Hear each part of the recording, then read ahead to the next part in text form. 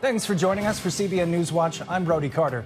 Today, Israel taking out some Hamas military leaders in its strikes on Gaza this week after an Israeli soldier was killed in an attack.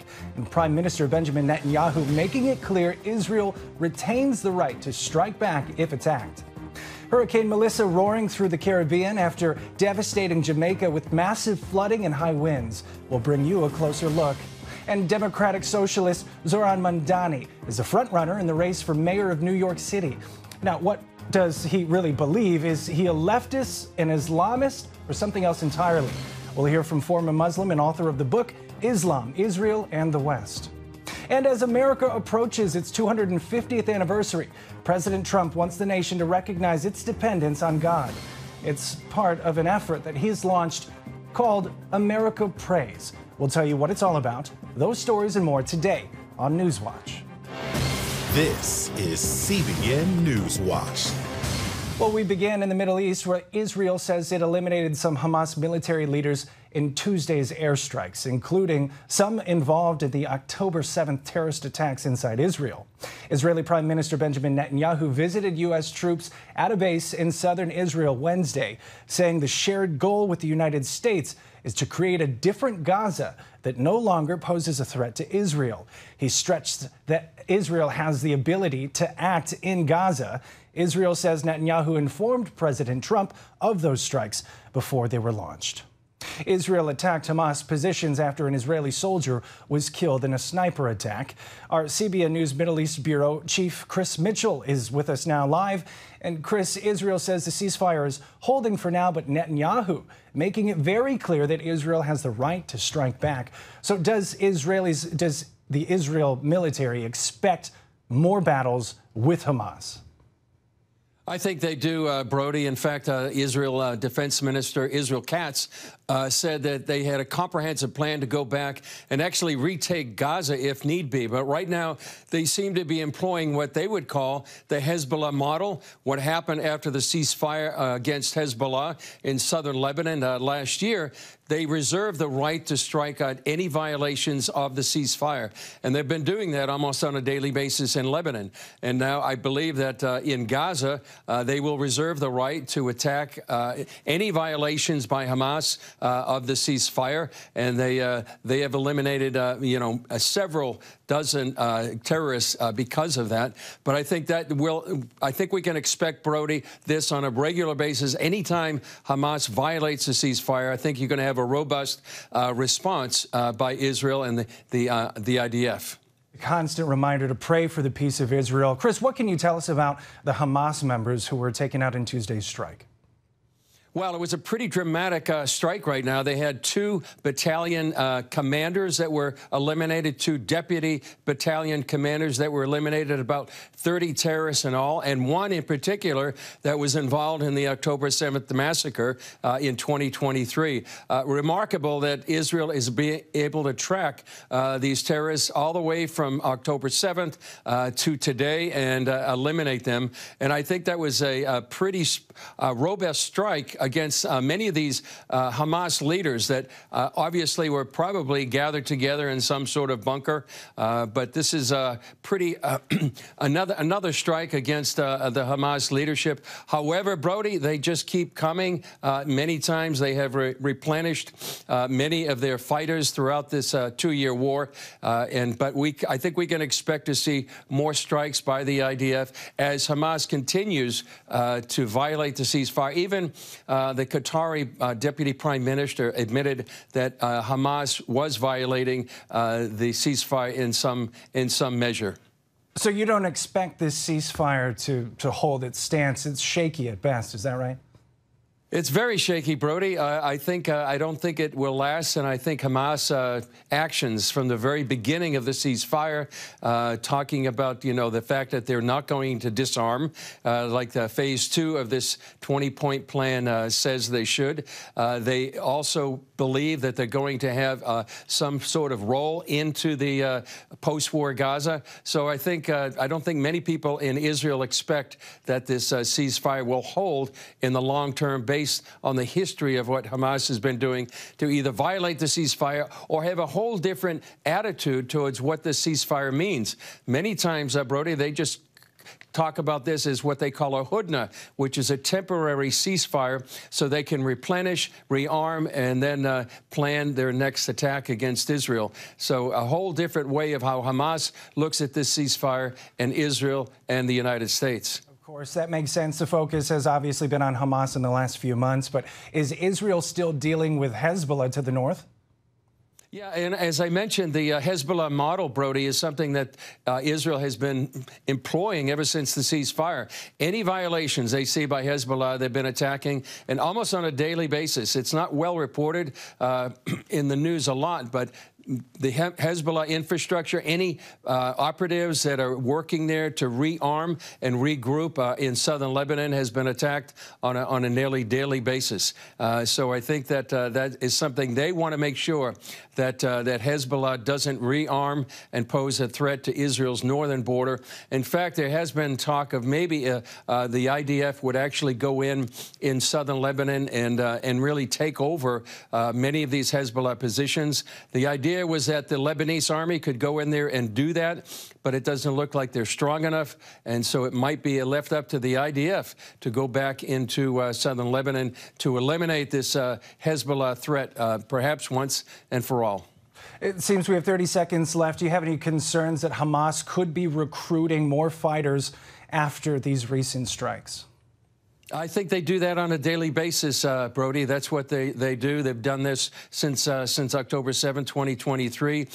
When fighters are eliminated, they try to recruit from the population. And I think they'll do that and continue to rearm and probably continue to probe the IDF that is based there on what's called the Yellow Line. So yeah, undoubtedly they're more recruiting almost on a daily basis. Our CBN News Middle East Bureau Chief Chris Mitchell, thank you so much for your insights and your expertise. We'll continue to pray for the peace of Israel.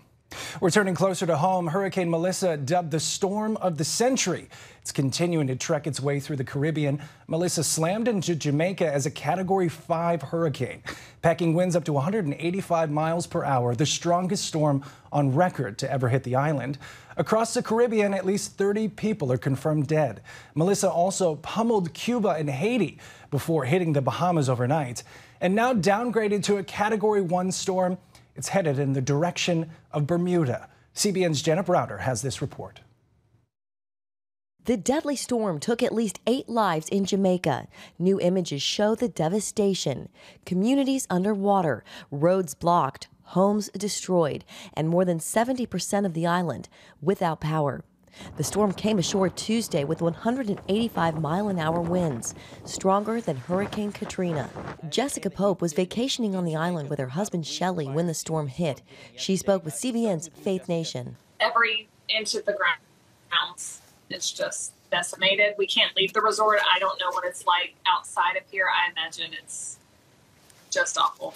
The day after the storm, keeping all of their windows open to air out their flooded third-story room. Sandals put all of us in one central building, and then nobody was on the first floor. Everybody's second floor up. The people on the fourth floor, the roof, you were watching it blow off like paper. Emergency relief flights are now landing at Jamaica's main airport as crews work to reach communities still isolated. Hurricane Melissa is still powerful as it pummeled Cuba and Haiti Wednesday.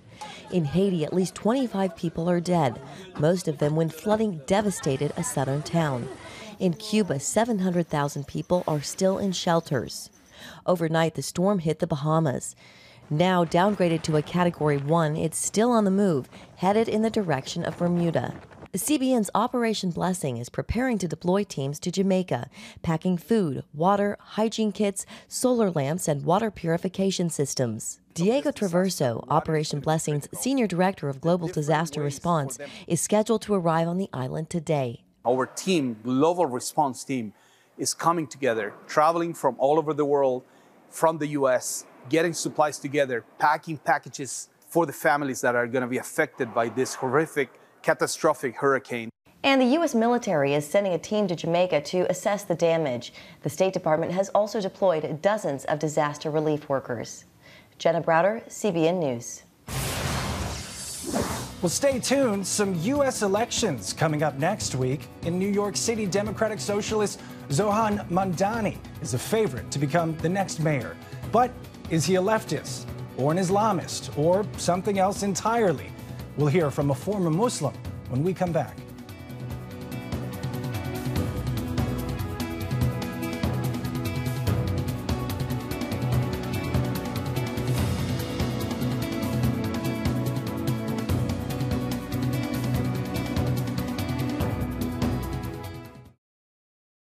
New York mayoral candidate Zohran Mamdani is drawing attention for his political and religious views. Is he a democratic socialist, an Islamist, or something else entirely?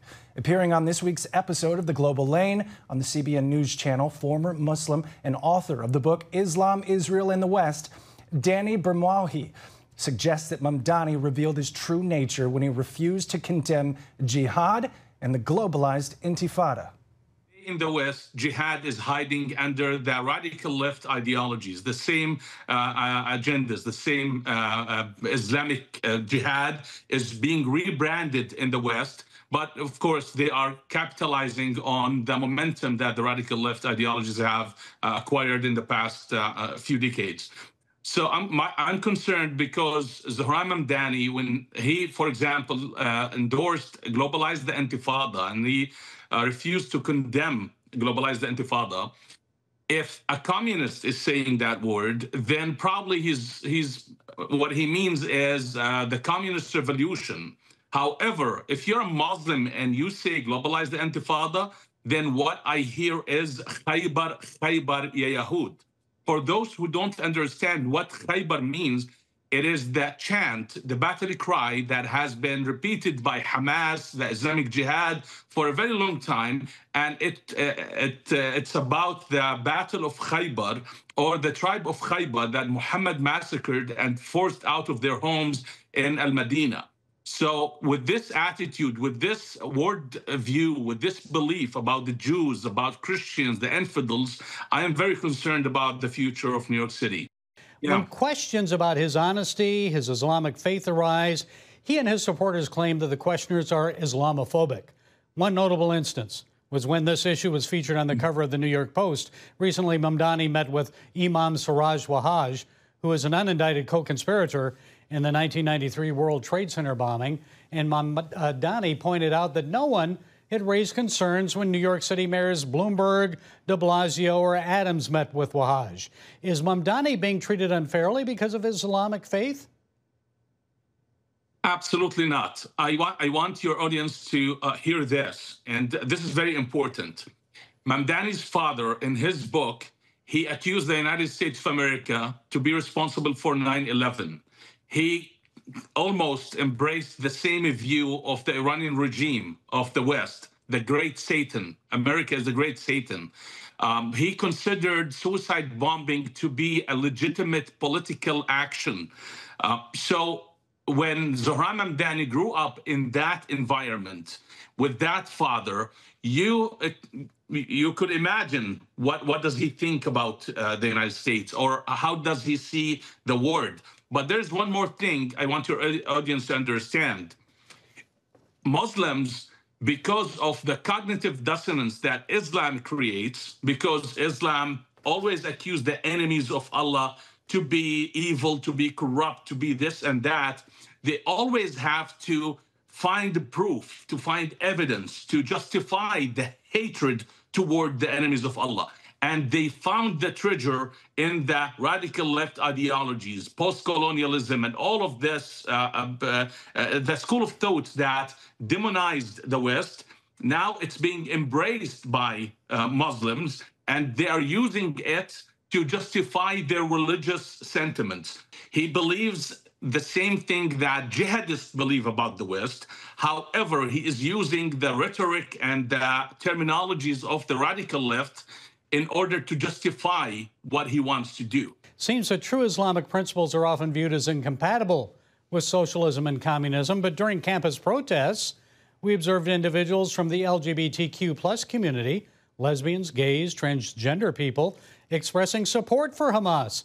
However, it's important to note that Hamas would likely harm them if they resided in Gaza. So this raises the question, why do we see this alliance between Muslims and leftists? Why do they embrace one another? Well, both ideologies don't believe in the concept of nation state. right? The radical left, they want to tear down borders. They want, of course, the ideologues among them, they believe in this human brotherhood, and they want to fight all the power structure. So they are being used as a vehicle by Islamic Jihad in the West. They are helping them tear down the borders, push for immigration policies that help the Islamic movement to bring more immigrants into the West. And at the same time, Islam is an endless reservoir of fury and victimhood and grievances. And that is the currency the left loves. We will see in the future, if this is not stopped, we will see the same scenario that we saw in Iran when the communist and the Muslim movements, they came together to take down the Shah. But once the Al-Khomeini, the Ayatollah Al-Khomeini took over, he massacred the communists and he hunted them, and they were killed or they ended up in the exile. Okay, we'll see what happens with the vote in New York City. Less than a week away now. Danny Burawi, thank you for joining us. We appreciate it. Thank you so much, Gary. I appreciate it. Also in tonight's episode of The Global Lane, 50 years of disadvantage, re-examining the U.S.-China relationship, also Nigeria and the DRC, and the International Day of Prayer for the Persecuted Church. You can watch that tonight on the CBN News channel at 8 p.m. Eastern. You can also see it on the CBN News app or on YouTube. Still ahead, with America's 250th anniversary approaching next year, President Trump is emphasizing the nation's dependence on God. So he's launched an initiative. It's called America Prays, and we'll bring you that story right after this.